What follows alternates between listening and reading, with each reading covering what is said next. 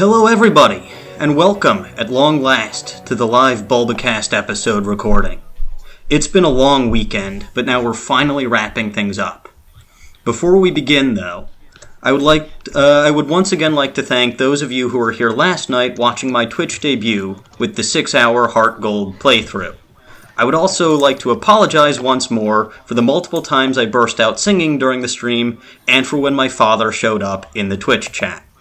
Hopefully, he won't show up tonight. With that out of the way, allow me to explain how tonight's recording will go. While I do have a few questions prepared in case of a lull in conversation, the idea here is for you listeners to send us questions. To do so, please use the !ask command so that we can be absolutely sure to see your question. And now, for tonight's panel. Deanne, how about you? Hi guys, Dragon Ataku here, Chief Administrator on the Discord and Forums mod. Glik? I'm Glik. I'm an administrator on Bulbapedia. LG? Hey guys, I'm Longurumon. Microphone crisis averted. I am in the cast today. Woo! Yay! Excellent. And I'm TeaWest. I moderate the forums, and I like doing podcasts, so here I am. And I am, of course, your host, the magnificently entertaining Maniacal Engineer. But wait a moment. We actually have a surprise guest with us tonight that nobody else actually knows about. I actually don't know who it is, so I'm really excited. I know. Like I said, nobody else knows about it. So, live from Canada, whenever she gets around to coming into this conversation, I would like to present one of Bulbagarden's very own chiefs of staff, Evie. Yay! Yay! Oh, cool. Clap, clap. Whenever. Hi, Mom. Hello, Evie.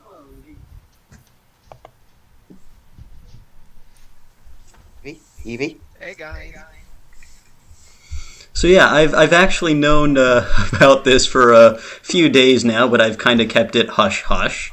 As those of you who are watching the stream may note, there actually is a Houndoom avatar that just mysteriously popped up at the beginning of panelist introductions.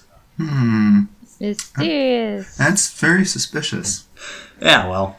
Alright, so with that out of the way, I would like to open the floor to questions.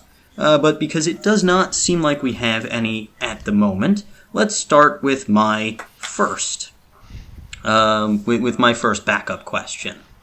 So, those of you who are here for the recording of one of our previous episodes, I know we discussed our favorite Pokemon in the past. But every game does have a group of 3 Pokemon that we can choose from to start our adventures with. So, who is your favorite starter Pokemon so far, and why? Deanne, we'll start with you. Well, I'll always have a soft spot in my heart for my Cyndaquil named Zelleranth, because he was my answer. What? You took my answer. No, it's mine. Well, he right. was my starter in the first Pokemon game I ever finished, which was Soul Silver. Generally in the games, I always choose the fire starters because I might secretly be a pyromaniac. but I do appreciate Popplio and Mudkip. The first one for its versatility as a Primarina, and the only one out of the 3 Gen VII starters that actually managed to stay on my team for the whole game. And the second because it's just so adorable. It is. I have 2 giant trainer-sized Mudkip plushies on my infamous Couch of Doom, and I also have 2 little Cyndaquil, but sadly no Popplio or Primarina. Oh, you gotta fix that. I know, right? Alright, continuing on. Evie, what about you? Well, I'm going to go with the classic, boring Gen 1er answer, and clearly for me it's Charmander. Wow. I mean, I'd say Houndoom, but Houndoom is not actually a starter, so gotta go with should be. Charmander. Definitely a good answer. I'm much like Deanne that I like the fire starters, although not the ones that are firefighting types or the ones that want to be firefighting types. kind of tired of those. Which but, is 4 out of 7. Yes. Well, okay, but aside from that, I love Charmander, Cyndaquil, and Fennekin. All right. But yeah, it's just... The Charmander line start as the cutest one and end up as the coolest one. So, of course, it has to win. It goes from an adorable little lizard you want to hug to a big fire-breathing dragon. What's not to love about that? I agree 100%. Glik, what about you? I'm partial to the grass types. The number one out of all of them, I'd probably have to go with Turtwig. Just Torterra is a monster in Diamond and Pearl. But it's pretty evenly spread between all the grass types, except Chikorita, because it's terrible. It has But it's no so good qualities whatsoever. It's so cute, though. Yeah, it is. Glik doesn't appreciate. Glik doesn't cuteness. appreciate. Yeah, exactly. He's a hater. He's Oh, yeah, practical. I certainly don't like the cute things. It's not like my avatar is miraculous. Yeah, we're just giving you a hard time. LG, what about you? I'm going to need to steal Evie's answer and say Charizard as well. You're just But sucking up to the more- chief staff. Oh, call it out. And But to end. more for a personal reason than anything else, though, because Charizard is the one that Red Rescue Team gave me, so I kind of identify with Charizard to a certain extent, I guess you could say. So you're a dragon, a fire-breathing dragon. Yes. No, that's me. I was going to say, I thought that was Deanne. I would have to agree with that. Rawr. So how do you relate to Charizard on a personal level, LG?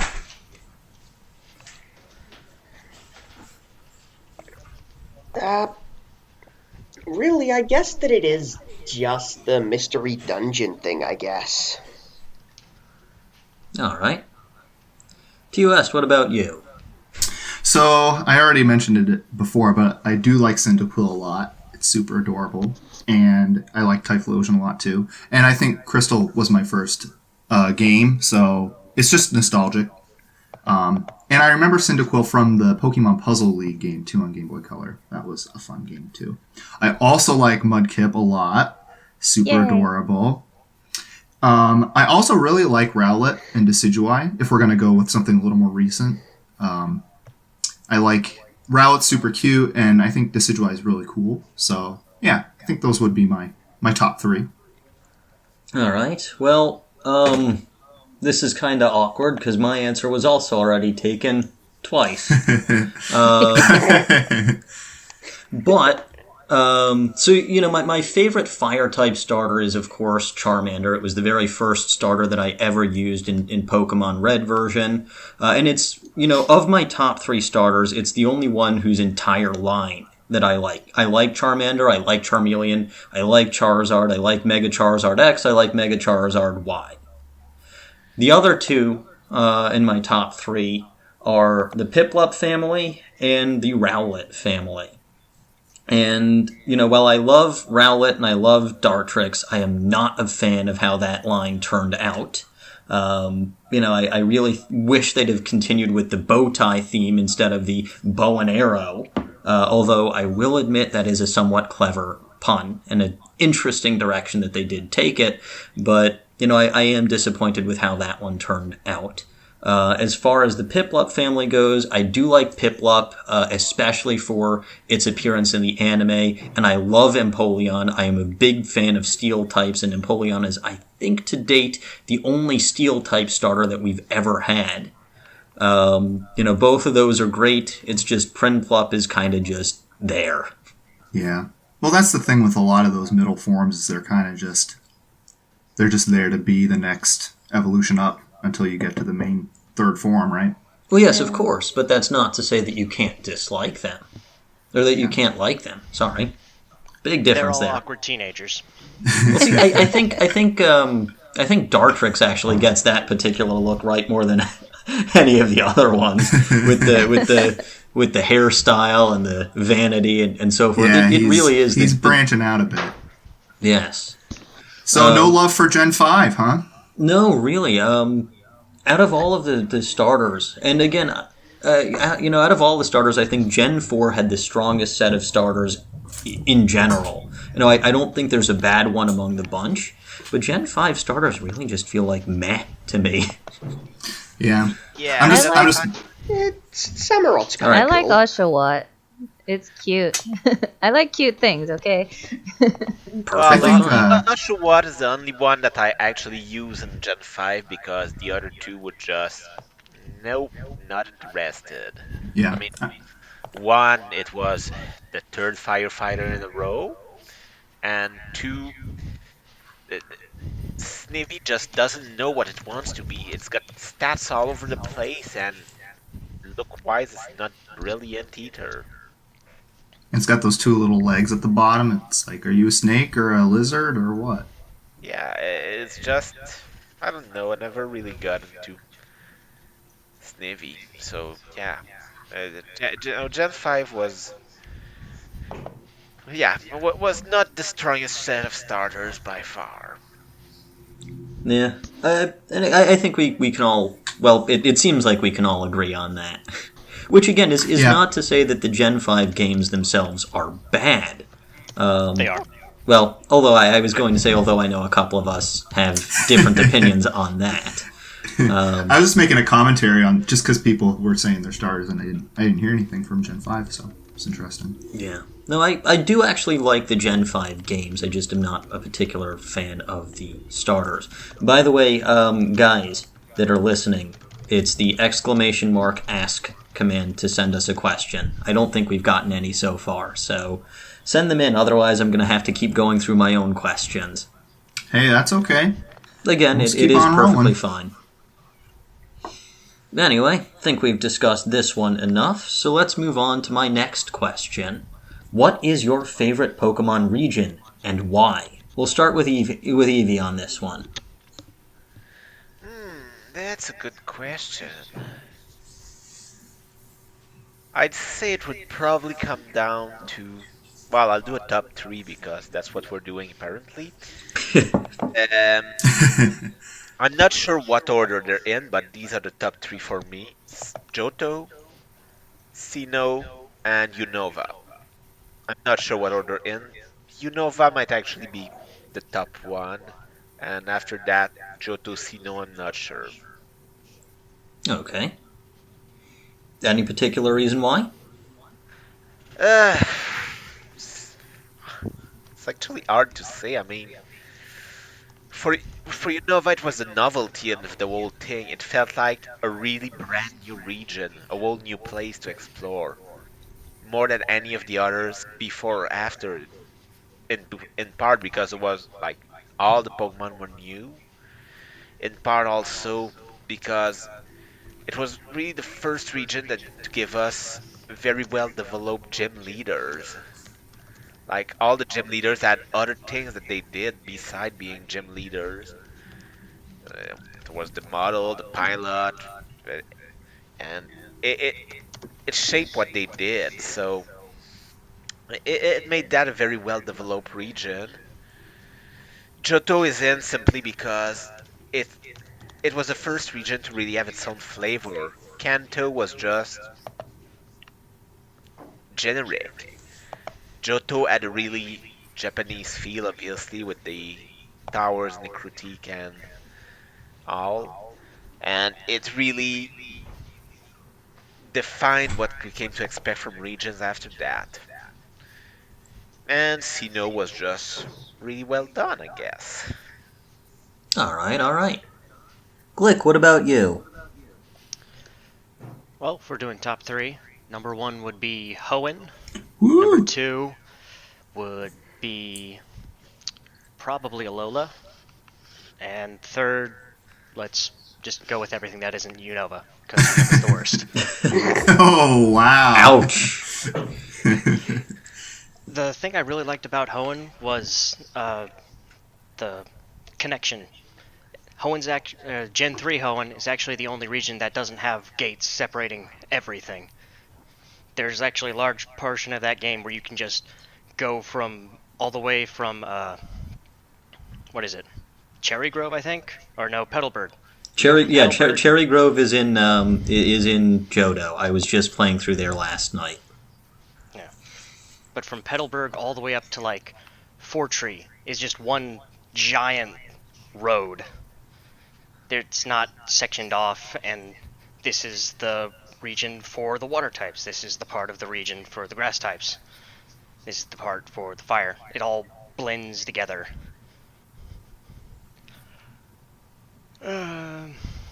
See, Alola is second because it has a variety, I guess. I actually was interested in looking at the region as I went through it, instead of like, what Pokemon can I find here? What's next? Stuff that's like just gameplay. I actually liked looking at the region. Everything else is just sort of there, I guess. And Unova's the worst. Okay, I'm just going to point out, Glik, you're fired. Our first live firing. Oh man, I didn't know that would happen in the podcast. This is a little awkward. I kind of figured it would. Oh, goodness gracious. All right, well, Glik, we'll be sure to send you a postcard from Unova. All right, LG, what about you?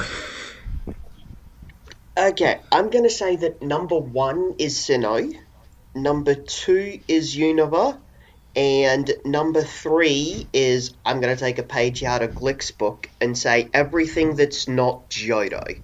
Oof. Wow, you're going to be fired too. I know, right? No, Unova is my favorite, not Johto, so he's gonna live for now. He's on thin ice, though. That was your second favorite. Yeah, well, it's not as much my favorite as Unova is. Oh. We can't have you back on, Evie, if you just keep firing the entire Bulbacast. It'll just be No, I that. think this is entertaining. Does that mean I can fire anyone who's not currently in Bulbacast? I mean, technically you can fire pretty much whoever you want, but... This is interesting. Anyway, let's let LG explain himself. Okay, so Sinnoh is my favourite, probably at least half for just for purely nostalgia reasons. Because it was my first game, so yeah, nostalgia is probably a huge factor there. And real. But I really... But I do think it has probably some of the strongest designs Pokemon's ever had. And I really like the lore to the region. There's a lot of lore in there. Yes, there is. Unova... I think it's more just associating the region with the storyline, I think. Because I think Gen 5 had a great storyline, so I think I'm just tying that to Unova in general, I think. And everything that's not Johto is because Johto is terrible. I didn't like Johto in Crystal. I didn't like Johto in Soul Silver. Johto just sucks. Okay. Well, that's rather blunt. TeaWest, what about you? I would definitely say. Well, I should preface that I haven't played X and Y, so I don't know about Kalos. Can't really say what I think about that region, but I do think, for me, Hoenn would be my number 1. I feel like with Johto and Kanto and Evie, you kind of touched on this already, but those first 2 regions are just a little bit too generic for my liking. Johto definitely adds some nice touches with Ecruteak, with the The Ruins of Alpha are really cool.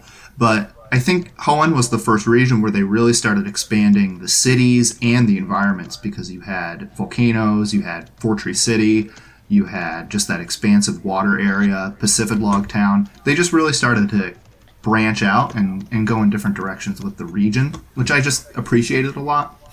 I think my second choice would probably be Alola too, just because it's such a beautiful region. It's great to explore. It's just so exotic that you just can't take your eyes off of everything. It's just so interesting. I don't know if I really have a third favorite. I probably Unova, again, because it's so varied. I like the variety. Betrayal. So those would be my three. Glik can't betray you if he doesn't have any duty of loyalty to you. He has a duty of loyalty to me, though. Yes, he does. And Those are again, my opinions.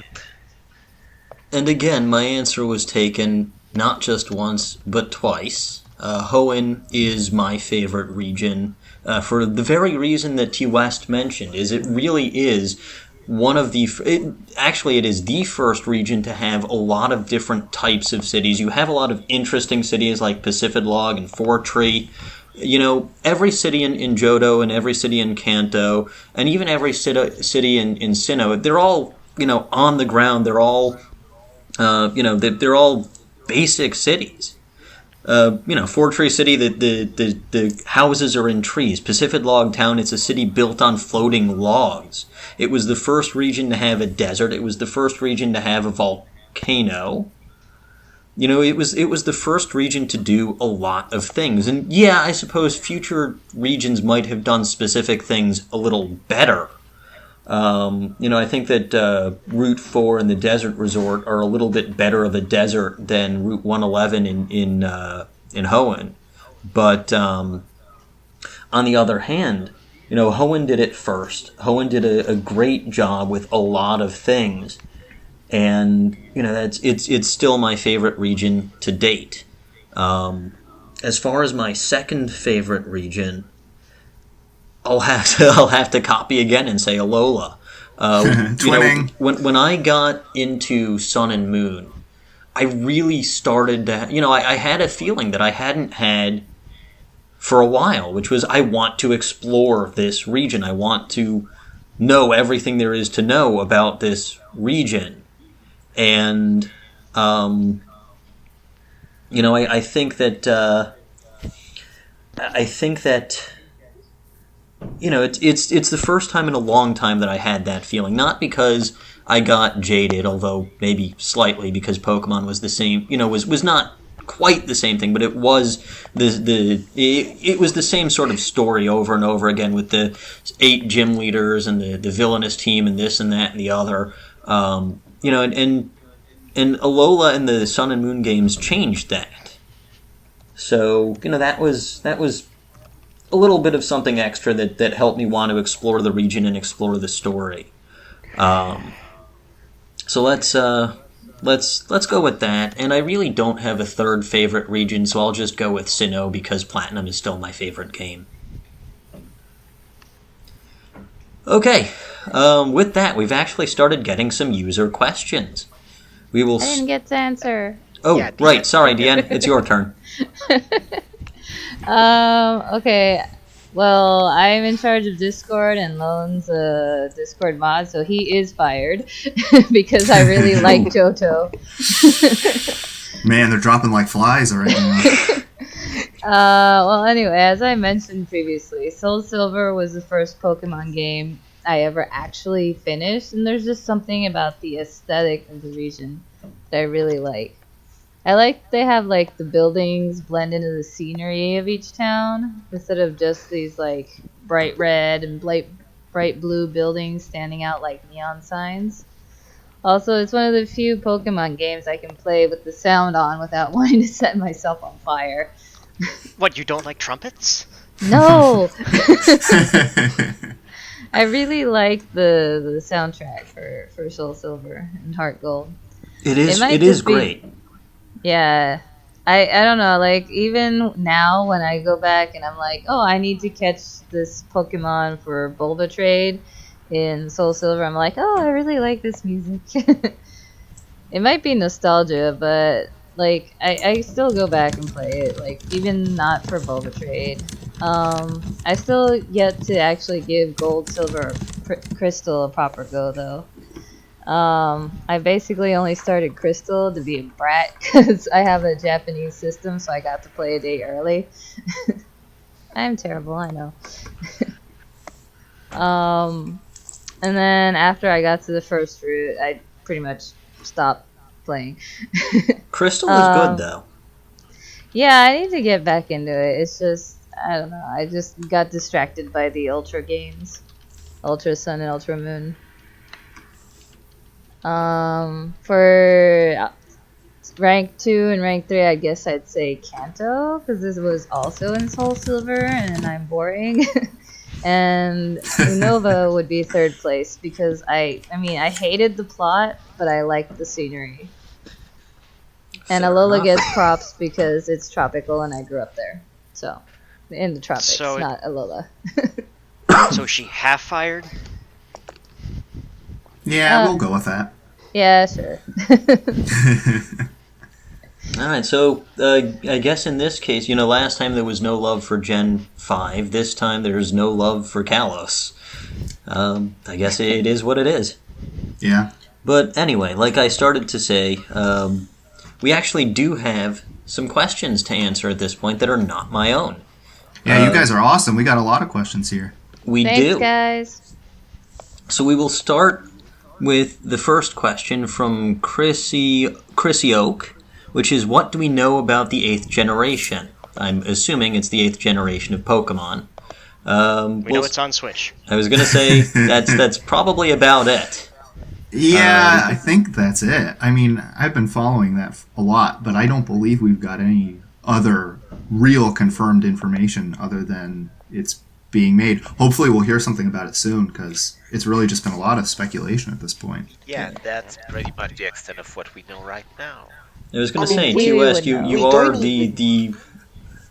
the local video game mod here. So Yeah, that's my you would know. That's my section. Yeah, that's my section. So I read all the leaks thread, all the rumors people are posting, the My condolences. leaks, fake. Wait, what? Nothing. So I've been following a lot of that stuff, but it just doesn't seem like there's really a lot to go on right now that's really concrete from Nintendo or something like that. So it's unfortunate, but hopefully we'll hear something soon. I don't think we Hopefully can at E3. even confirm it's really being made yet. All we know is there's a game being made. We don't actually know what it is yet.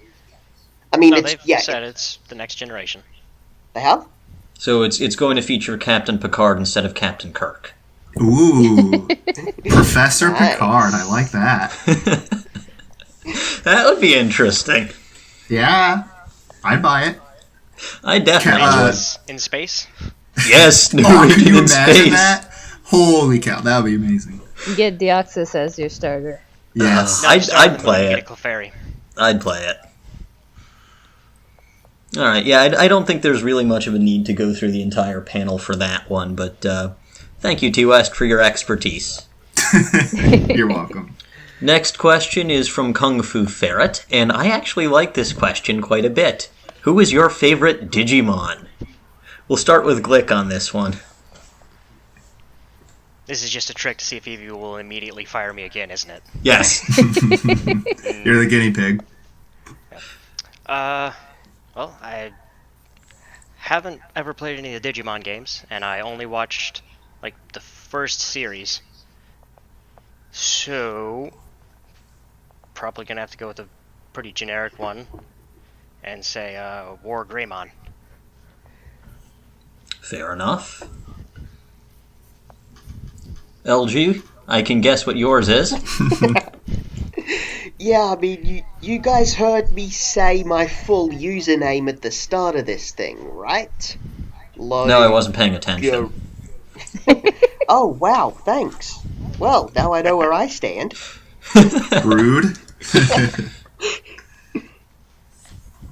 Yeah, so, wear Garurumon for me. All right. TeaWest, what about you?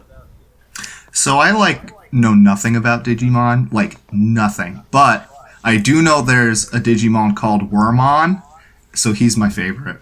Because he kind of sounds like he might be like a Rastafarian worm. I know they all have Mon at the end of them, but it's like someone saying, it's Wormon! I don't know. That's all I got. Okie In the dokie. English dub, that character's has the voice of an old man. See, it works.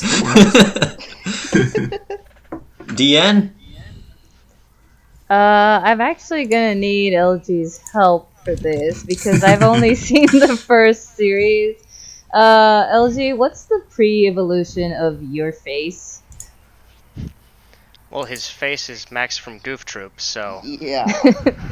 I mean, the pre-evo of Garurumon. What is it? I forgot its name. Gabumon? Gabumon? Yeah, Gabumon. Okay, I like Gabumon and I like Gatomon because it's a cute cat and the other is a cute dog. I like cute things. Gabumon's I believe not we've really established a dog, this, yes. Though. It's a Yes. lizard. It's a dog lizard thing. It wears a dog fur coat. That's apparently kill the dog. removable. Apparently, yes. Evie, Yeah, what it looks- about you? Well, I'm not going to fire anybody for the answer to this because I don't actually know anything about Digimon. Like, I've maybe seen 1 or 2 episodes, and even then I don't think I saw the whole episode, so... Say Renamon. I'm just going to say I have no idea, so I really can't. There's one that kind of looked like Charmander, I think. You're probably thinking That- Agumon. Yeah. I might as well go with that one because it's the only one that I can actually vaguely remember. So I am technically, I think that technically makes it my favorite by default. On account that I don't know any of the others, it's also my least favorite by default. So Oh, yeah. I am disappointed in you, Evie. Can I fire the boss? No! you cannot. Good luck Nope. with that. It's a rebellion. We are not DigiGarden, so you cannot fire me, especially not for this reason. No, we're not Anarchy. DigiGarden until next April Fool's. Oh, no, we You are heard it so here not first, doing folks. Alright, we should probably move on. Well, hey, this time I haven't answered. Oh, Alright, Bad so... Tiwi. I thought you did. But... So, my not-so-serious answer is Metal Etamon, because he's also me. Although I really do like Metal Etamon, I think he's actually very funny, and I like his concept as a villain. But my real favorite Digimon is Machine Dramon, because A, one of the classic Dark Masters, B, it's another killer death robot. I mean, my favorite Pokemon is Metagross. You're sensing a theme here. Oh, Beep, bop, just So- bad. Yeah, so I do like those killer death robots, and I really think it was kind of cheap how Machine Dramon only got 2 episodes featuring him in the Dark Master series, whereas Puppetmon got like 5. But that's another He's story. gotta for learn how another to be time. a real boy. I think in Japanese, the Digimon name for Puppetmon is actually something like Pinocchiomon, so that actually kind of Yeah, fits. it really is. Alright, but enough of this. Let's move on to our next question from Bowtie831, which is, what was your first shiny?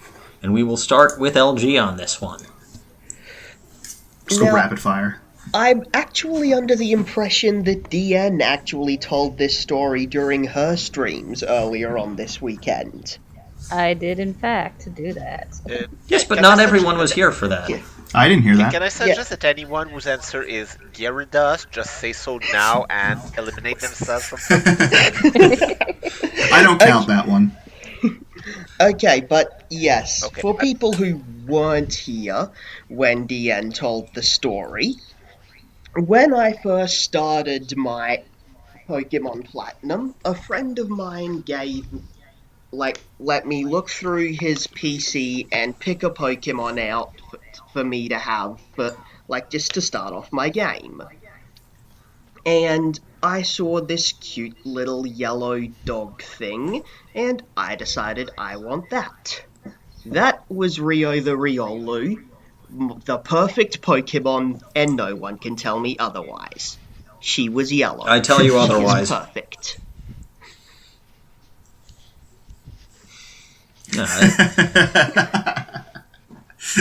Just silence. TeaWest, what about you? The first shiny I ever saw that was not Gyarados was a Rattata in Crystal version, and I accidentally made it faint with a crit, so that was sad. First one that I caught was a Diglett in Leaf Green. And I remember it was zooming in, it kind of pans across the screen, and its nose was really dark. Because I think Shiny Diglett has a purple nose instead of a red one. Alright. So yeah. DN, what about you? Okay, so this is kind of a sad story. As we all know, my first game was Soul Silver. I barely knew what a shiny was. I didn't really know. So I was in the Safari Zone. I'm sure you can now guess how the story ends. Oh no. So my very first shiny was a shiny Geodude in the Safari Zone. I don't remember what I was looking for, why I was there, but it showed up and it was a weird color, and I vaguely knew about. I was like, this is a weird color. Maybe I should catch it. Tried to catch it. It ran away from me. Then 2 encounters later, I found a shiny Magnemite that also ran away from me. Wow. Wow. I was like, no, why? How does a And then Geodude even run away? It doesn't even have legs. I guess it floated away. I don't know. It floated Maybe away. I It rolls away because it's rock and roll. It walks on its hands like a rolled gorilla. Away. Yeah, no, I like the rolled away explanation. It exploded. Self-destruct. And then I finally got the third one that I ever found was the first one I actually caught, which was a shiny Tentacle in X. And I checked the IVs afterwards, and they were terrible. Well, you can't be great at everything, right? And now I breed for shinies. Revenge will be yours. Yes. Wahahaha. Evie, what about you? Well, this is another of those. I wouldn't even say sad story. It's a pathetic story. As far as I can remember, on any of the console of the cartridge I own, I don't think I've ever actually encountered a non-scripted shiny. So basically, the only shiny I've ever seen is the red Gyarados. Aww. Wait a minute. You said earlier that anyone who says Gyarados is their first shiny is fired. Oh, no. I absolutely did not say it's fired.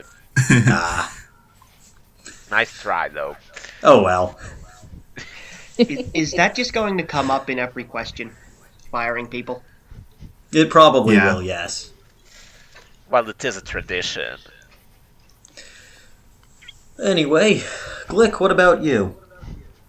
Red Gyarados. Oh, no. We already went over this. Why'd you do this? I only said red Gyarados because it's literally the only shiny I've ever actually encountered. Yeah. Is that your case, Glik? Close. I did find a shiny Sharpedo in Sapphire version once. Ooh. Okay, so your answer is actually shiny Sharpedo. Yes. That's also the only one I've gotten through non-scripted or non-fudged methods. Wow.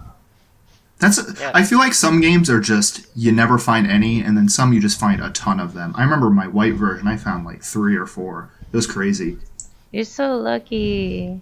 They were all ugly, like Pokemon, in my opinion. Got a Stunfisk, a Watchog, and Darmanitan. All shinies are Oh, great. I do not yeah. discriminate. Even the shinies that are just like a slightly darker shade of yellow. Yes. Yes, they're all great. Some Now, are what just about more Magic great than Taco? others. What about that nasty pea soup green? Ugh. I You mean really like like that Espeon? green. Ugh. Yeah. Some are just more great than others, okay?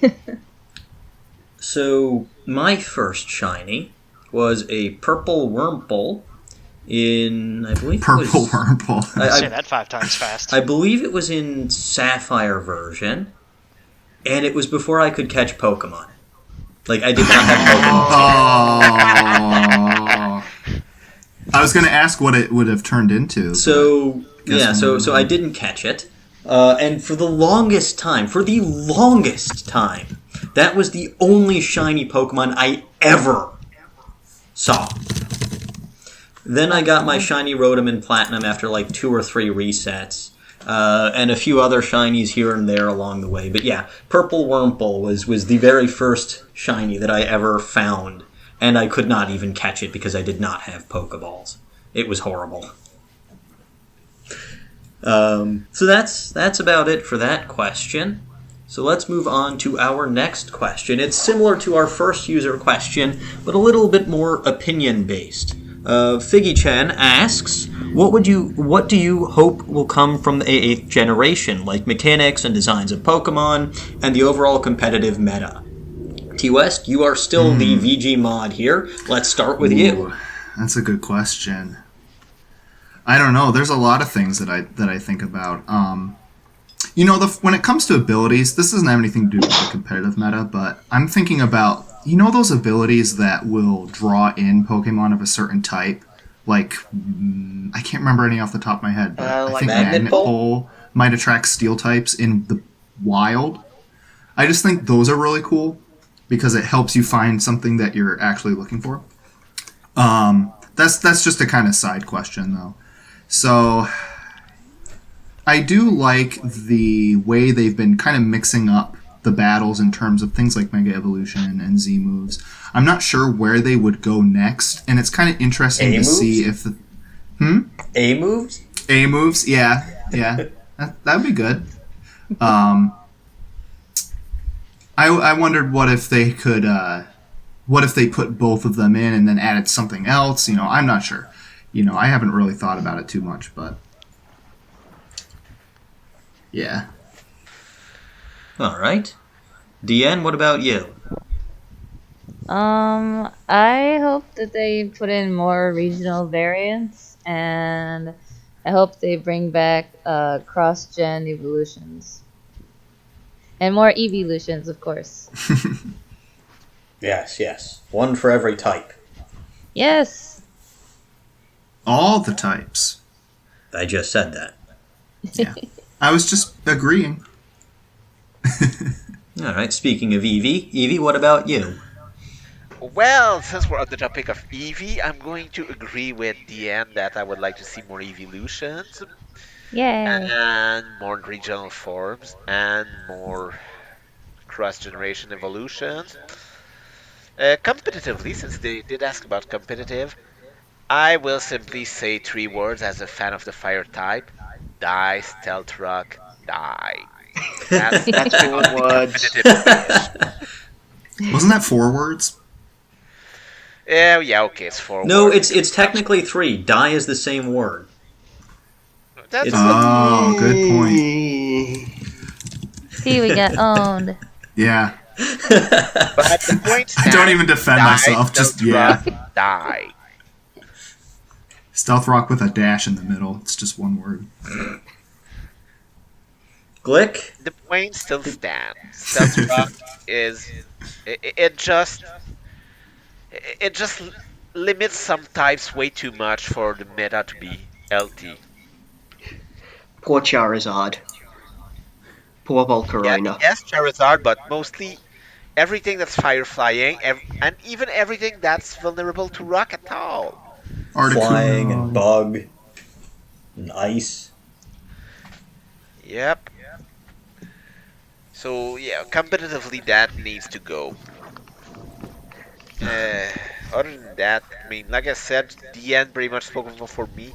Oh, and I want to see. I love what they did instead of the HMs in Gen 7, but they really need to go back to soaring from Omega Ruby Alpha Sapphire instead of the old flight mechanism that can just take you to Pokemon Center and doesn't have any fun. So kind of like Mantine Surf in the sky. Yeah, like soaring in Auras. Glik, what about you? I'd like them to get better at inputting or inserting cutscenes that aren't just go on for 20 minutes solid. Skippable It's the first game. cutscenes. Yeah, Gen 7 was the first time they had like actual cutscenes where like they moved the camera and everything. It looked like a modern video game. Oh, I get what you're saying. Yeah, but it takes up a lot of time probably because it's the first time they ever did it. So just getting better at that.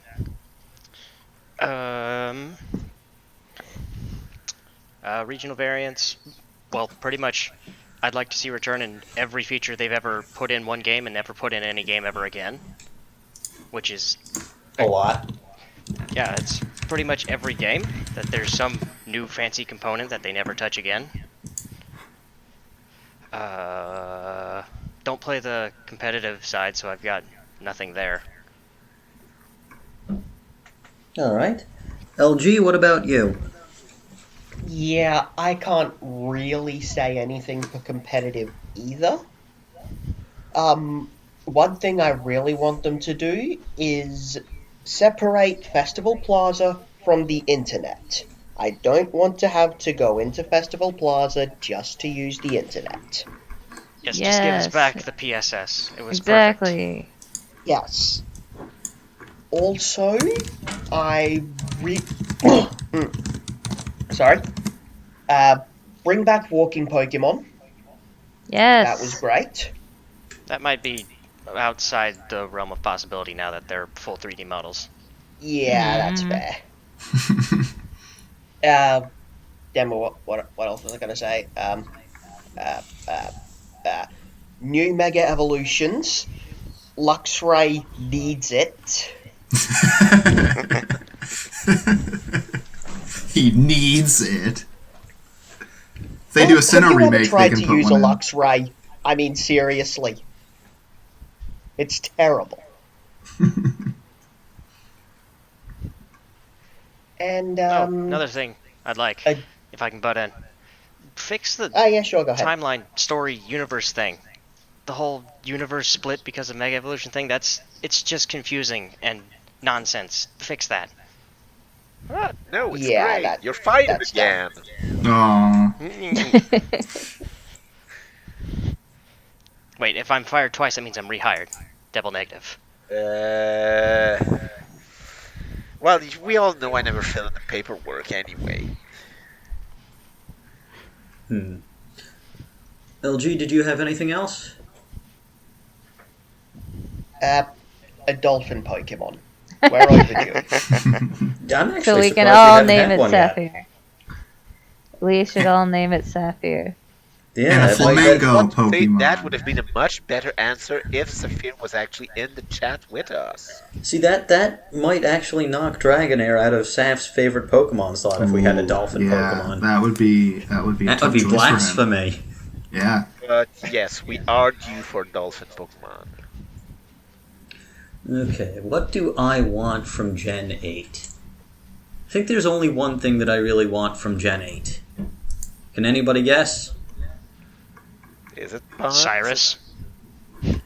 Kinda Cyrus. I want that. I want that Diamond Pearl Platinum remake, and I want it to be mostly a Platinum remake. Because how can you go back to Diamond and Pearl's storyline when you had Platinums, which was the same thing except so much better? I don't know if you think you asked that question about how they could go back to Ruby and Sapphire instead of Emerald, but that's what they did. Yeah, I know, and I was disappointed by that. Because Emerald was the superior story in every way. But, you know, again, I would love it to be a Platinum remake more so than a Diamond and Pearl remake. I understand they're going to want to do their two separate versions because you sell two versions, and economically that's more than selling one version, yada, yada, yada. But you can't, you know, you can't get rid of something as great as the distortion world. Plus, I want to see what they actually do with that now that they have it on a 3D, a 3D capable system. Because the Diamond, Pearl, and Platinum were all still on the regular old DS. There was no 3DS, there was no 3D functionality. I want to see really what they can do with that distortion world using a full 3D system. I think that'll be really, really cool. And I guess on a similar line, what I would really love to see more of and is more of Ultra Space, more of Ultra Megalopolis, all of that stuff that got barely any attention in Sun and Moon and Ultra Sun, Ultra Moon. You had, and this was mentioned in Bulbacast episode 2, you had this whole big deal about Ultra Megalopolis, and it was just a corridor. What is that? At least make some kind of, if you're going to make an entertaining or a massive story plot in a dungeon, make it something more like Distortion World, less like a single corridor. Ultra Mega Hallway. An Ultra Mega Hallway, yes, the return of that. Featuring lightning from Final Fantasy 13. Oh, Yes. sign me up. I'm just So that's what I want from Gen 8, is I want my Platinum remake, because there were a few improvements in Pokemon overall since Gen 4, like infinite use TMs, the complete lack of HMs in Gen 7. I want to keep those things, but I want to go back to Platinum because that is still my favorite game, and will continue to be so until I get something that is better. As far as competitive goes, I don't particularly play competitively, but I guess one thing that I can say is it seems like every generation they're always adding either more mystical Pokemon or more legendary Pokemon, and there are how many hundreds of them now, or maybe 100 is a bit exaggerating, but it seems like every generation they're adding more and more and more and more stupidly powerful Pokemon. And, we don't need that every generation. Right? Yeah, I agree. I think it's getting a little But then excessive. what would they sell their games on? I don't mind them too much, so, Okay. So since I've answered, of course, this means that we're done with this particular question. So let's go back to our next question. Kung Fu Ferret has asked, what would be a cool idea for a next generation fossil Pokemon? So we'll start with DN. What about like a terror bird? That'd be cool. A what? A terror bird.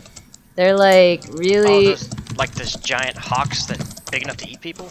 Yes. Yeah. That'd be cool. Whoa, this thing's weird looking. I know, right? I think that'd be cool.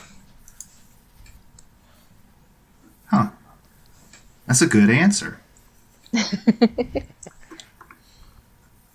I think you're next, Mom. well, that's actually a good question. I mean, a lot of interesting fossils have been done as not actually fossils, like, Raikou is a saber-toothed tiger and Mamoswine is a mammoth, so they would have been great fossils to do, except they've already been done as not a fossil. Fossil dragonfly could be interesting, like those, or fossil bugs, like those giant bugs from the dinosaur era. I could see something interesting with that. Yeah, I guess that's what I'd go with. Click.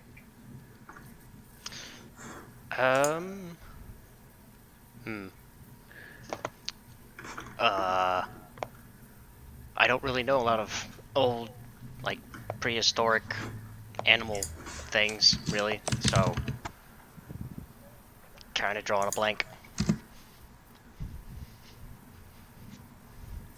I was going to say saber-tooth tiger too. But yeah, Raikou's kind of like a saber-tooth tiger already, so I don't know if they could make a different looking, designed it a little differently really add like the fur and bring in some really prominent fangs. I bet they could make it look pretty good. I wonder if they could do something with like an Ankylosaurus or one of those. I don't know what it's called, but the dinosaur with the big, long fin on its back that kind of like goes straight up. Spinosaurus? I know what you're talking about. I just don't remember the name. The Diametrodon, I think. Yeah, whatever that's called. Something like that would be cool. The Dimetrodon. What about you, LG? I really didn't know many prehistoric animals either, so I just googled the Paleozoic deck from Yu-Gi-Oh! And just looking at these things, I think a Canadia could be cool. What about a Trachodon? I No one. I don't know what that is. What? That's a classic card, isn't it? Actually, come to think of it, sorry to interrupting, LG. Have they done Triceratops yet? I don't know. They have not. Yeah, that No, Stegosaurus hasn't been done either, I think. Nope. Yeah, Those that's, would be you know, cool, kind too. of classic dinos that need to be covered at some point. Yeah, they really haven't done a lot of dinosaurs other than like Tyrantrum, really. And Bastiodon's Auroras. sort of like Amora. And Cranidos. That's true. I guess Bastiodon is kind of a dinosaur-looking guy. Yeah. Yeah, kind of. A relative, kind of the relative of the Triceratops, but without the orange, so not a Triceratops. Yeah, they need to do these too because they're like the classic dinosaurs. Classic dinos. yeah, there's no Stegosaurus. Nope.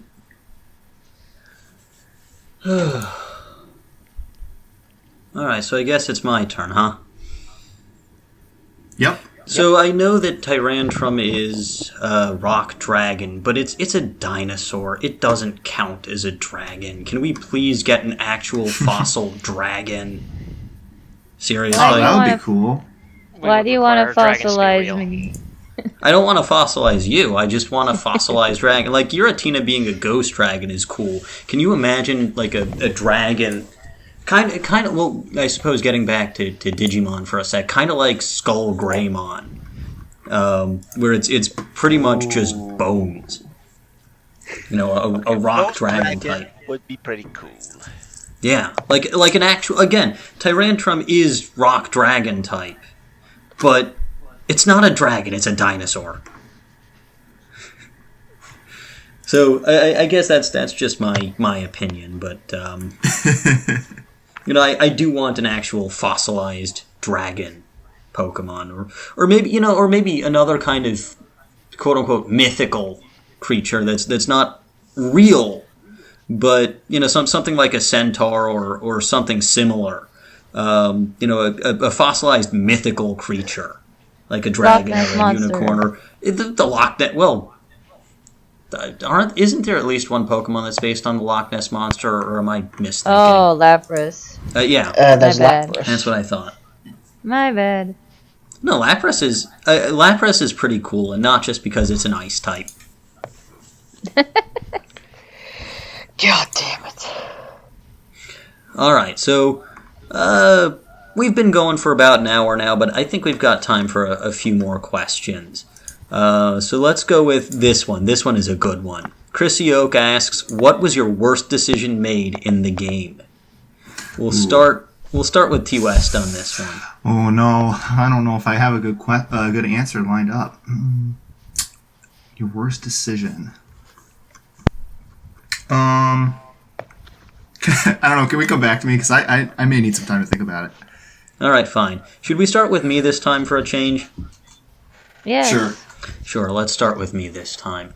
I think one of my worst decisions in game actually happened last night during my Heart Gold stream, where I decided to mess around with Bugsy, knowing that he started with his Ace Scyther. I still started with my, I think it was a level 8 Wooper at the time, trying to get it to have more levels, and his Scyther's quick attack just wiped me out. I did have Cyndaquil. I believe it was a Quilava at that point. But Quick Attack got a critical hit, and that was just it. I could not recover from that. And it was pretty much all downhill from there. Does that Scyther have Technician? I should think that it does. Or maybe it has Swarm?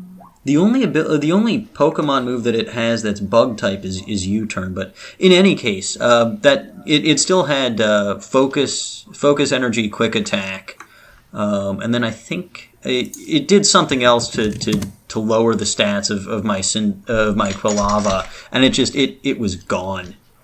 And my Zubat couldn't stand up to it because it didn't know Wing Attack yet. And my other two Pokemon were just far too low leveled at that point. I came close to knocking Scyther out. I came very, very close, in which case the rest of the battle would have been a piece of cake. But, I did not succeed, and I ended up whiting out in front of everybody that was watching the Twitch stream last night. Yes, Bugsy, Scyther does have Technician. Yeah, see, I thought it did. So that is a scary Pokemon, and I regretted instantly messing around with it. When I did my retake at the exact same levels, I just started with Quilava, and it was over before it started. So that was my worst decision. You ready yet, TeaWest? Yeah, I thought of one. So, I think the worst decision that I've ever made throughout my history with the series was... when I was playing the older games as a kid, I used to be able to complete those games 100%, and I would have, the gold or black, I think it was, maybe in Heart Gold Soul Silver, 5-star trainer card, every Pokemon. It was maybe like 500 hours. But I restarted my game, and so I don't have that old trainer card anymore. And I'm kind of bummed about it, because it was a big, I put a lot of time into getting that gold trainer card. And I think it was the same... I also did that in Leaf Green as well. So that's usually something that I look back on and kind of wish that I hadn't done it. It just sucks that there's only one save file in these Pokemon games, because if you want to restart with a new game, you have to delete your old file. So that's why I did it at the time, but yeah. DN? Okay, so I kind of want a living dex, but I would prefer my OT on all of them. So even though I've completed the decks in Omega Ruby, both X and Y, Sun and Ultra Moon, I don't have a living dex because in my idiocy I decided to Wonder Trade away all the ones that didn't have my OT. So I keep having to remake my decks every time I have to complete the decks again.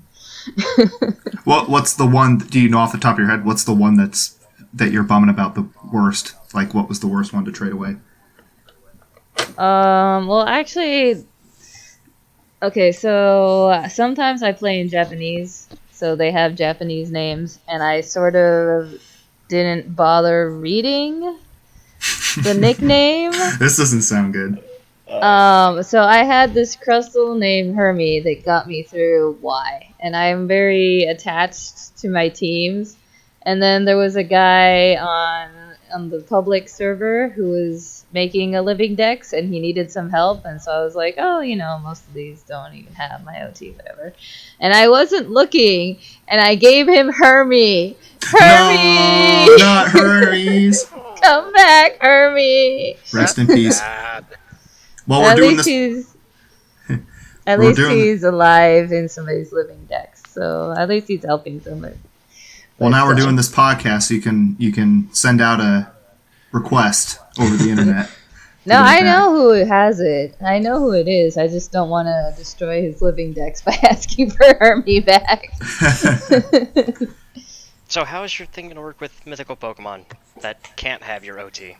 Oh, that's different. I collect those. So, those and legendaries, I sort of hoard away like the dragon that I am.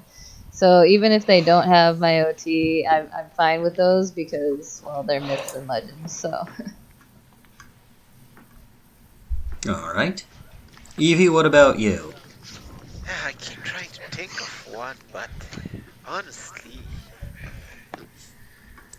I guess it would have to be playing, like, not competitive, but battling with my brother and a friend at two different times, and both times I made the same mistake of, like, building up a lead early in the battle, and then just sitting back and having fun with them. Like,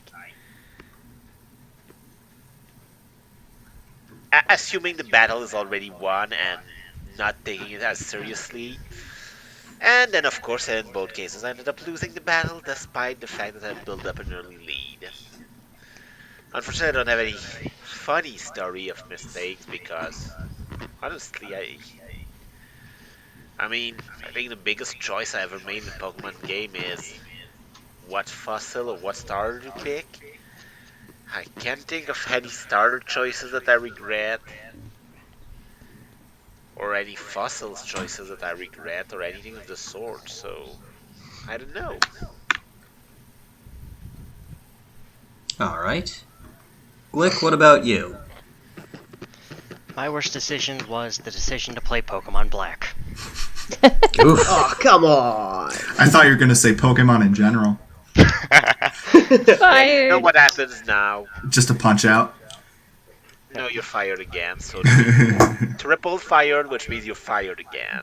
A new record. 3 times in one episode. Wow. Oh, that's nowhere near the record for the number of times I've fired Glik, though. Ooh, we'll have to try surpassing that. Yeah, I what episode was it that we talked about, like, favorite gens and least favorite? One of the Bulbacast episodes, I explained why I don't like Black and White. The story is bad, the characters are bad, the Pokemon in it are bad, and there's no good Pokemon from previous gens to use as a crutch, so it's just all bad the whole way through. I believe it was episode 5. Yeah, well, I stand by what I said.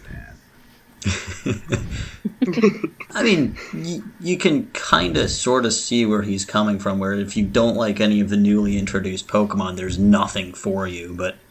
Which is not to say... I actually happen to like a lot of the Unova Pokemon, but that's the me. same is true of any region. If you don't like any of the Pokemon in that region, there's nothing for you. It's just in this case, it's all new Pokemon instead of a mix of old Pokemon you may or may not like and new Pokemon you may or may not like. I suppose so. LG, what about you? I haven't really seen the full consequences of it yet, but when I actually play through it a bit more, I think my answer is definitely going to be turning the experience share off in Ultra Sun. Uh-oh. Because, yeah, I lost a lot to Totem Marowak. Oops. And Totem Marowak had a bone to pick with you. yeah. Yeah. And even how in Mali City very nearly ruffle stomped my entire team. Ugh. Ugh. How could that have happened? Stop. So yeah, okay, that sounds like a disaster. Yeah. Turn it back on before it's too late. Save yourselves!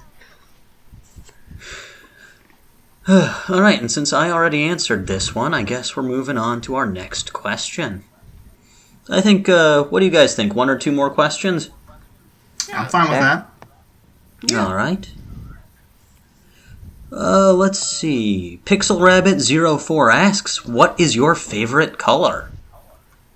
Blue. That's an interesting one. TeaWest, you already answered?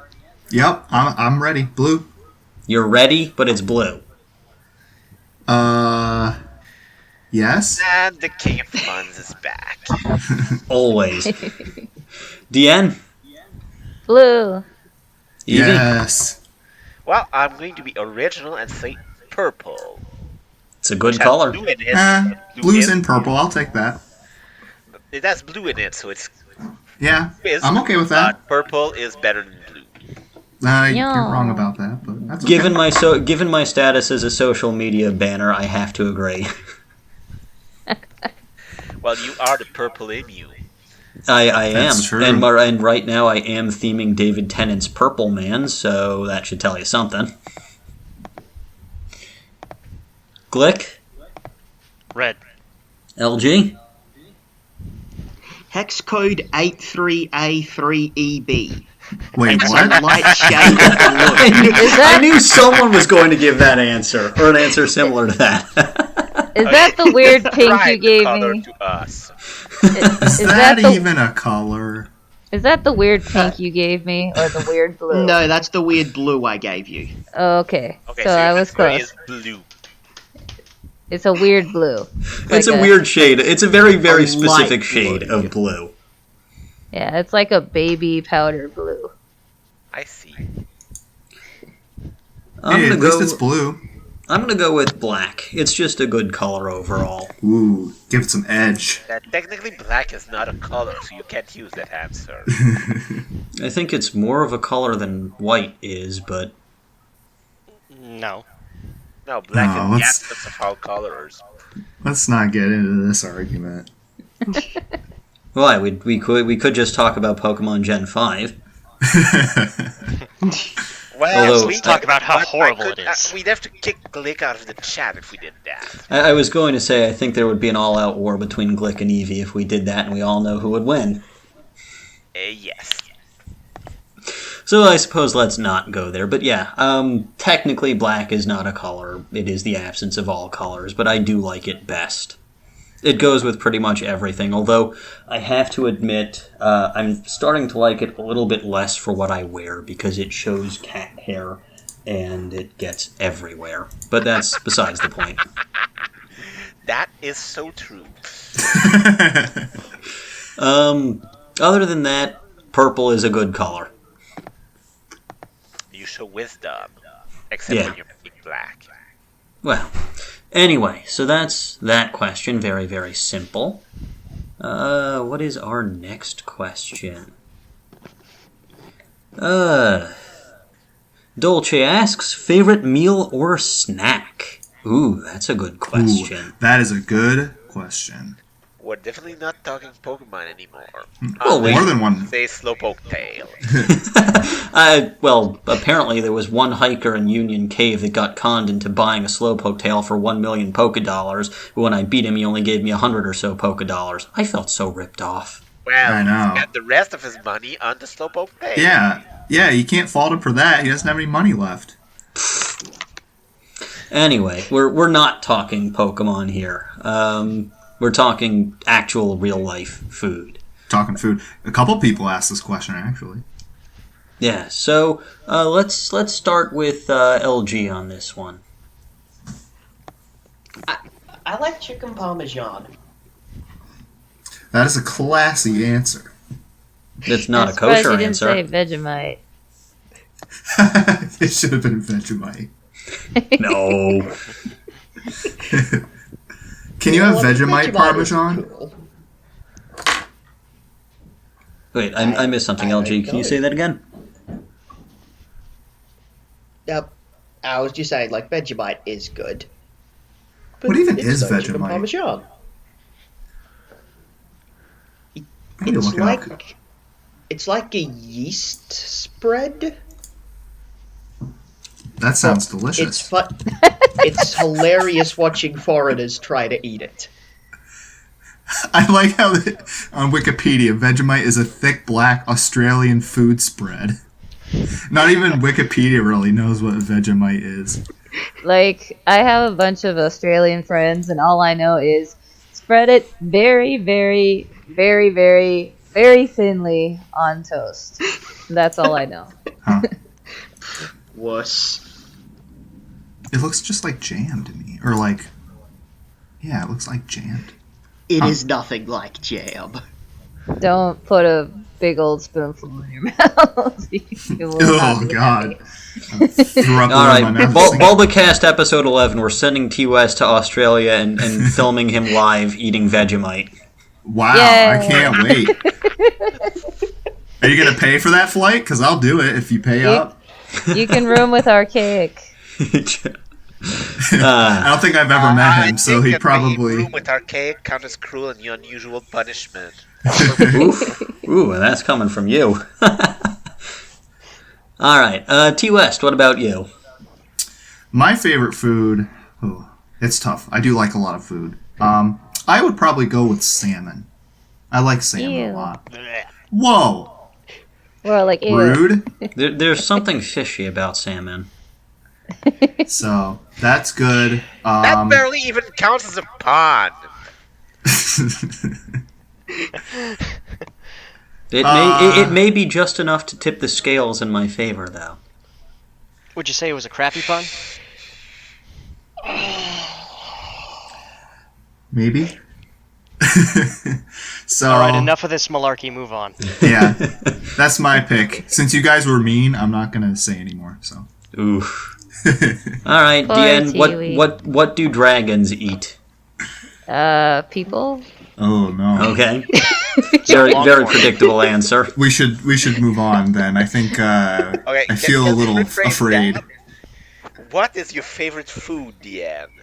Okay, so I really like cheese. So anything with a lot of cheese on it. That's Or good. Yeah. I could eat Chinese food every single day of my That's- life and not get bored. So one of those two. That's a All good right. answer. They're not compatible with each other though. I was gonna say I don't know if you can really combine the two, but separately, yeah, go for it. Cheesy Chinese food. Ooh, You just that- got a block of cheese in sounds one kinda hand and some wrong. Chinese in the other, and you're just like all Hell, set. hell, I mean, try anything once. Cheese stuffed fortune cookies. I've had kimchi cheese fries though, so I guess that's Korean with cheese. That sounds Ye- like a kind of poutine, actually. Evie, what about you? Well, TeaWest and Deanne kind of already touched on two of my favorite food, although there's a lot of them. So Was I it would say people? Salmon, Yes, it was people. salmon and cheese are really way up there to begin with. Thank you. Especially smoked salmon. Smoked Yes. salmon is like, Yes. 100% agree. other than that, I mean, yeah, these two really come in the top.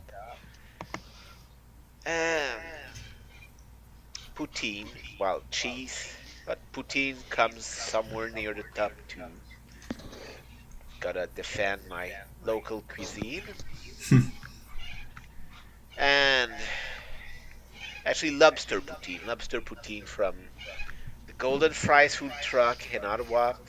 They're probably going to be around for the Poutine Fest next weekend if you're around Ottawa, so you should look that up.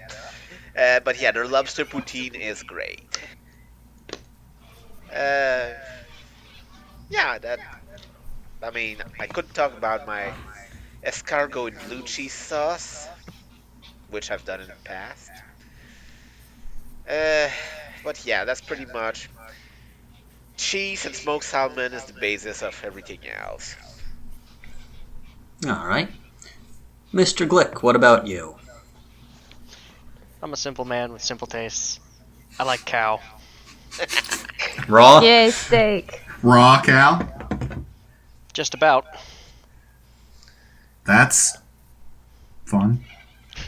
I have to admit that I've had very good food in Japanese steakhouses. Or steak covered with blue cheese. Well, back to cheese again. Yeah, blue cheese is great. Yes, it is. Alone, not so great, but as a topping or sauce for food, Mm-hmm. yes, that's where it belongs.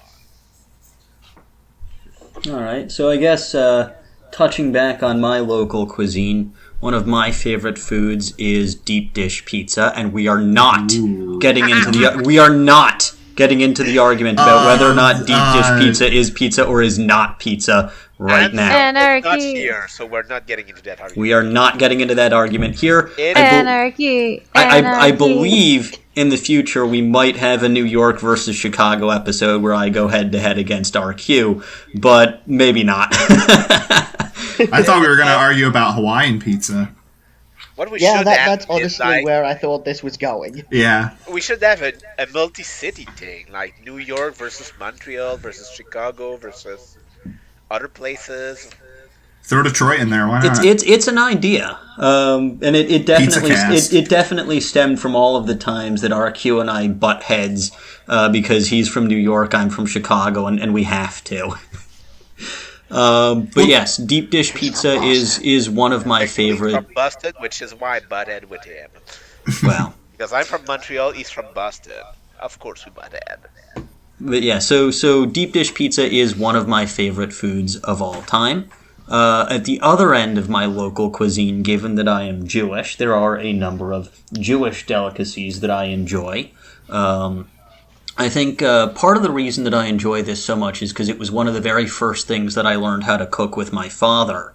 And I started, I believe I've been cooking for about 20 years now. And those of you who have been paying attention, you'll know I just had a birthday. 20 years is the vast majority of my life. So I've been cooking for about 20 years now with my father, and one of the very first things that I learned how to make is called kasha varnishkas.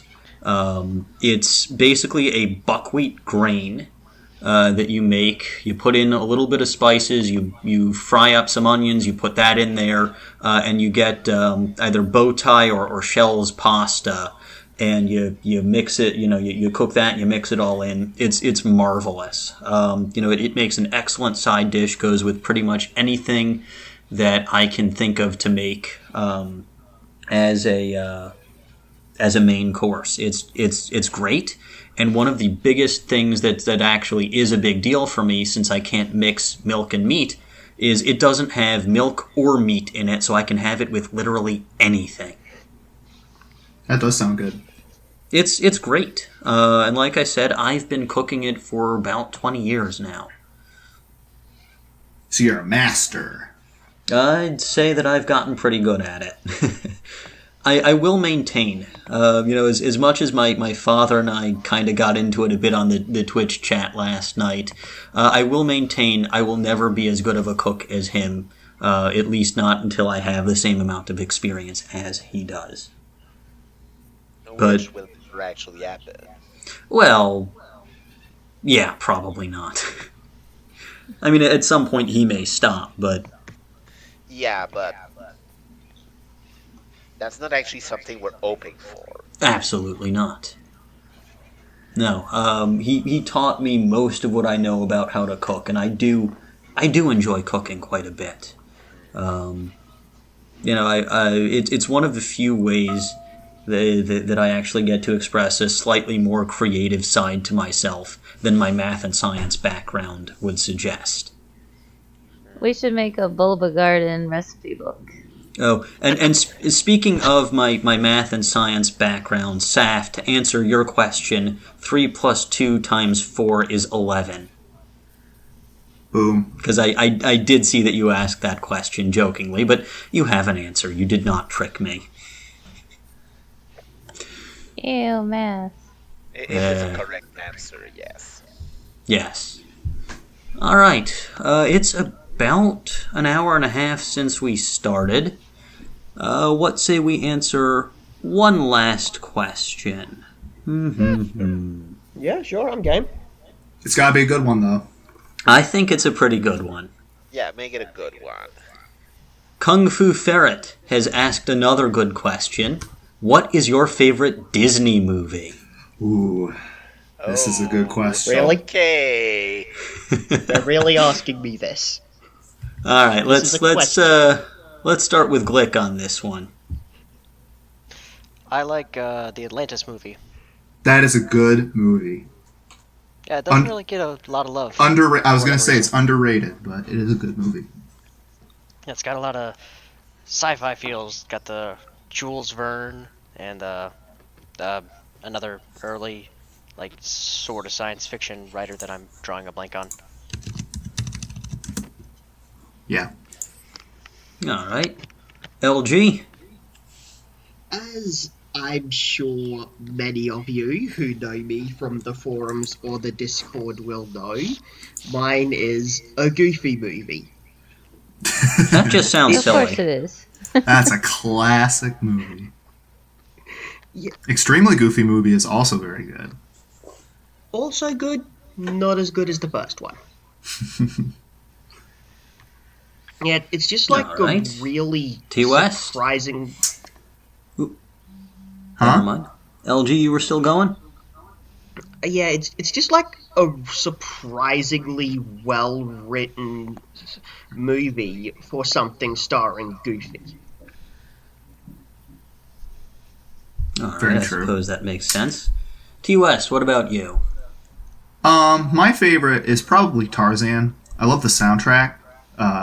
Phil Big Collins Phil is great. Collins fan. Yep, Phil Collins is great. I What also about that one by the Backstreet Boys? yes, Trash in the Camp. I don't know if it was Backstreet Boys or NSYNC, but one of them was on that, and it was awesome. I think it was Backstreet Boys. Yeah, I don't remember, but we have that CD of the soundtrack, and it's wonderful. So that's probably my answer. I also like, the Pixar movies. I really like Inside Out. It's really interesting from a psychology perspective. So I like that movie because it makes you feel things. I Yeah. was separating Pixar in my head. What if feelings have I'd say feelings? Up was probably tied for my favorite. Oh, I like Up too. I don't know if we're going with Pixar as well, but I have one of each, so there you go. Well, Disney also owns Marvel now, so Oh man, I don't and think Star that Wars. actually So. counts. I was actually going to answer Star Wars Episode 8, The Last Jedi, Fight Me. Also, But, alright, you guys ruined it, so I'll have to think of another answer. Sorry. Dien, what about you? Well, I'm really old, so I like a really old one, which Like- is Like how old? Like 70,000 years old? well, I like, am are a we dragon. Are we talking Sleeping Beauty here? I am a first- dragon, so The first Disney movie is my favorite. actually I like The Little Mermaid. Wait, hold on a second. You just said you were old, and you That's named not that one old from of a movie. one from the 90s. Yeah. Most people alive today were not born in the 90s. Tarzan's No, like most only people 3 alive years today were older born in the than that. 80s. I thought you were gonna say like Snow White or something like that. Nah, I don't like that one. At least like Sword in the Stone or Robin Hood. Yeah. Sword in the Black Stone is a Panther. classic one. I just like all the songs in Little Mermaid. Like that's all I watch Disney movies for is just to sing the songs. I don't think I I, mean, can they really do- remember the plot. They do have consistently great music. Yeah, well, music. Evie, what about you? It's really a three-way ties. It's almost between 3 different eras, not just 3 different movies. Well, the first I'd have to go with the aforementioned Robin Hood, which is early childhood. It's the Disney movie from my early childhood. And it's just, I don't know why that one marked me more than Sword in the Stone, but it did. I don't Then, think I've ever seen that one. a late childhood, well, you kind of have to give it to The Lion King, because that really... You just have... I'm actually surprised nobody has mentioned Lion King yet. James Earl Jones is Mufasa. Anyone else's argument is invalid. Yes, there is that. There's Be Prepared, which is an incredible song. And really chilling in the way it evokes. Well, I won't go into detail as to what it evokes, but it does it well. I've performed with Jeremy Irons before Yeah, in my last concert, it's so just very cool to see him. perform. it's a great movie, and the last one is from much more recent vintage. But as someone who's had to deal with keeping a big part of who I was secret in recent memory, and dealing with it coming out and the fear of it coming out and all that, Frozen has to be up there. It's just, it was just the kind of movie I needed at the time, and it was huge. So right, it's a Robin Hood, Lion King, Frozen tie for me. All right. So I guess, my surprise answer of Star Wars Episode 8, The Last Jedi, Fight Me is not going to fly. I mean, I'll still fight you. It's not even the best Star Wars movie. Oh, absolutely not. But it's probably Disney's only done 3 so far, but it's probably the best Disney Star Wars movie yet, even though there is a lot that I dislike about it. It might just edge out Rogue One, but Episode 5 will always be the best Star Wars movie. Yeah, obviously. So no need for a war on that one. Anyway, so I've thought about it a We'll little. have to do that in a future Bulbacast at some point. Now that you've mentioned it, but Fine, we'll have a Star Wars themed Bulbacast. Ooh, for May the 4th. May the force be with you. Perfect. when Tune that in happens, next it's time. pretty much we'd have to record that next week. Yeah, we need to record that like next weekend. Like Hey. tomorrow. If we want it out on May 4th. Bulbacast Movie Night is premiering with I think it's episode 10. We can do a Star Wars movie for that. Yeah. Well, if we want it out on May the 4th, we have to record it now. Anyway, Stay let's tuned for the actually get back to recording my. of the Star Wars episode. Let's actually get back to my real answer to this question before I got us off out in space on a tangent. I do like Sword in the Stone. I believe that was one of the very first Disney movies that I ever saw. And I do like birds, so Archimedes was just a fantastic character that I pretty much fell in love with immediately. So that's definitely one of my favorites. I will agree with Evie that Lion King is one of the best Disney movies ever. Like I said, James Earl Jones is Mufasa. Your argument is invalid.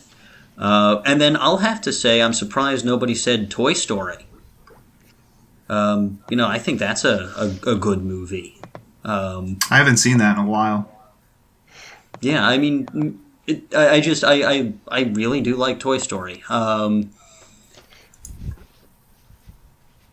Yeah, I couldn't tell you why. Because I guess, I mean, the idea that your toys are alive is somewhat intriguing. But overall, it's a very good story about how friendships develop and things like that. Plus, the little aliens in the spaceship, the little alien strangers from the outside. Ooh. I mean, those aliens, they're really, really funny, and they're consistent.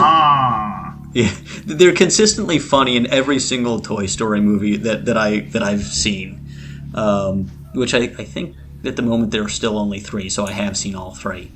Although I think I heard something about Toy Story 4, in which case I will get excited for that. You know, I think I've changed my mood. My favorite Disney movie is The Road to El Dorado. Okay, that's a I good have one not too. seen that. Wow. That Really? that Nope. meme Nobody? meme that RQ keeps posting both is nice. That's where that comes from. Guys, that's a DreamWorks movie. Is it? Yes! That's the whole point! Really? That's the joke! You should have gone with like Shrek or Someone something, just trolled man. the hell out of us. You should I have done don't Shrek, I don't man. keep That track would've- of that what's would've- what. As far as I'm aware, Disney owns everything at this point.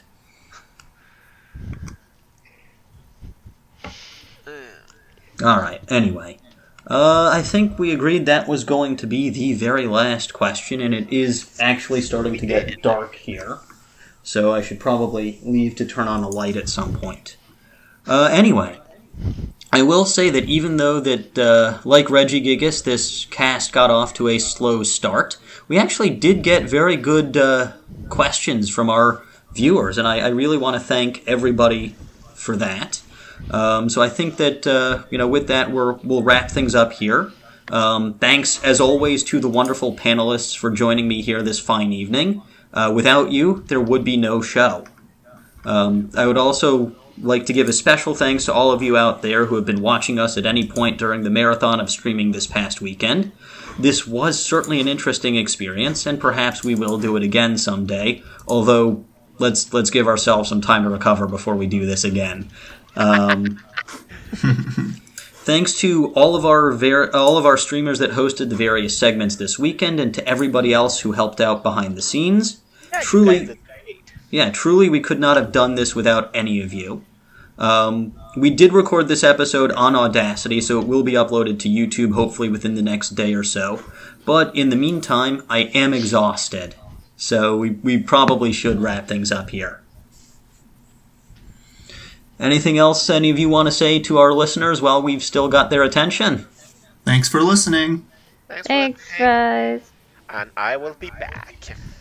We were very glad to have you this time, Evie, and I'm glad we were able to pull off that surprise for everyone.